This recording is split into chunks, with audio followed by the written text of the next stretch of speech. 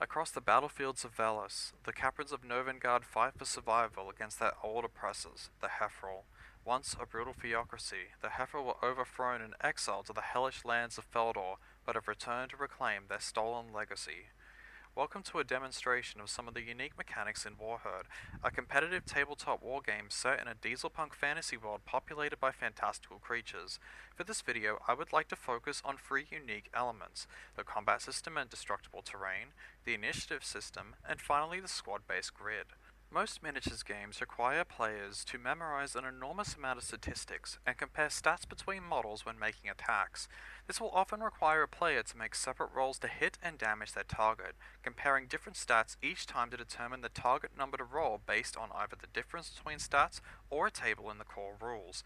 In Warherd, each unit has an armor class clearly marked on their base, while each weapon has a power rating against each armor class, which determines how many dice they roll when attacking. In this example, these rifle corps are selecting targets for their rifles and the Rocketeer weapon upgrade. We can see on their card that they will roll 3 dice each against the light armored Volitionists, 2 dice each against the medium armored Justifiers, and 1 die each against the heavy armored Consecrator. The player chooses to fire all 4 of the squad's Liberator rifles at the light armored Volitionists and the Rocketeer at the Consecrator mech, since it is better suited to attacking armored units. Each die roll that is equal to or greater than the weapon's accuracy deals 1 damage to the target.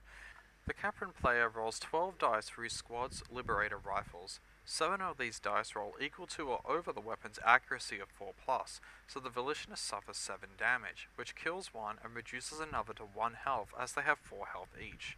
The Rocketeer, on the other hand, rolls 3 hits with his rocket, dealing 3 damage to the mech. This system offers a wide design space for creating flavorful weapons that are specialized against different classes.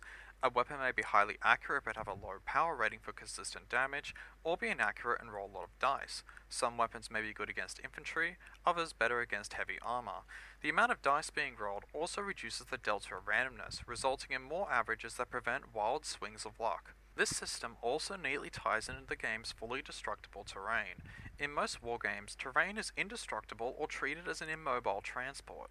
When a figure activates in Warherd, it may make a breach attack with any of its figures after moving, though they won't be able to attack during the action step. Terrain has an armor class and health value just like a unit. When a terrain tile is destroyed, it is removed from the game, while the destroyed walls of buildings are marked with a breach token to indicate they are a new opening. This has many tactical applications and allows a player to shape the battlefield. For example, a unit of rifle corps may decide to use their weapon upgrade to breach the walls so that other figures in their squad can shoot at the enemies hiding inside. A unit could destroy a piece of blocking terrain to allow a mech to move into a firing position, or a melee unit like the Stampede Corps may breach a wall in order to rush inside and slam into their foes. The second feature I will briefly cover is initiative. Many wargames that feature alternating activations require players to randomly determine who will go first each round. This role is extremely impactful, as it will allow a player to activate a unit twice in a row if they have activated the last unit in the previous round, with the odds of this increasing as a player starts to eliminate their opponent's units. In Warherd, players only randomly determine initiative at the start of the game. In the action phase of each round, the player who passes first will seize the initiative token. A player who passes can't activate any more of their units this round, and their opponent may activate any units they have left to activate. This creates a tactical decision moment, as players must weigh in the benefits of going first in the next round with likely their best unit, compared to activating the remaining units, and letting their opponent go first. It also prevents wild snowballing, as a player with fewer units will likely be passing first, and therefore going first each round. The final system I would like to cover is the grid. Most games at this scale require players to use a tape measure to determine distances. This is imprecise and will usually involve subjective line of sight rules. While the board could have been separated into smaller squares, units would have to be the same physical size in order to fit, and would have to individually measure line of sight and maintain squad coherency. In Warherd, each grid square fits an entire squad or a mech. Line of sight is determined by drawing a line between the center of 2 squares. As long as it doesn't cross through a wall or square containing something that blocks line of sight, the 2 units can see each other. A single corner of such terrain can also be ignored when making angle shots, which makes games of Warherd quick, snappy, and precise.